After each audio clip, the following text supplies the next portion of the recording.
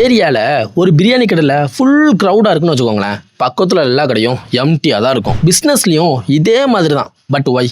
ஆக்சுவலாக இதுதான் winner takes all. இங்கே ஒரு 3 ரீசன் இருக்குது. First, network effect.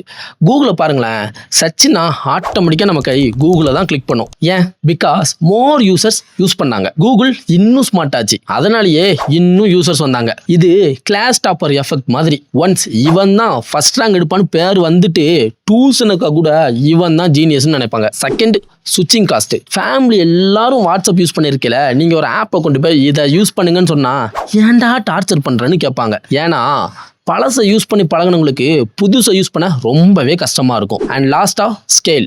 பெரிய கம்பெனி நிறைய செல் பண்ணுவாங்க, அதனாலேயே காஸ்ட் கம்மியாக இருக்கும்.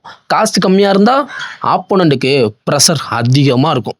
எக்ஸாம்பிளுக்கு பிக் சூப்பர் மார்க்கெட் டிஸ்கவுண்ட் போடுவாங்க, சின்ன கடை ஓனர்ஸ் எல்லாம் சைலண்டாக வேடிக்கை தான் பார்க்கணும். ஆனால் இதுலேயும் ஒரு லூப் ஹோல் இருக்குது. உங்களுக்குன்னு நீச் மார்க்கெட்டை க்ரியேட் பண்ணால் சர்வே பண்ணலாம். எல்லாரும் ஃபைட் பண்ணுறதுக்கு ரீசன் அந்த ஹைவேக்கு போகணும் தான். நீங்கள் சைடு ரோட கிரியேட் பண்ணிருங்க. இங்கே lesson simple. Winner takes all market. ரெண்டாவதாக வந்தால் கூட ரொம்பவே கஷ்டம்தான். அதனாலேயே வின் ஆகிருங்க. இல்லைன்னா காம்படிஷன் இல்லாத புது மார்க்கெட்டை ஒன்று கிரியேட் பண்ணுங்கள். நல்லா யோசிச்சு பாருங்கள், உங்களுக்கே புரியும்.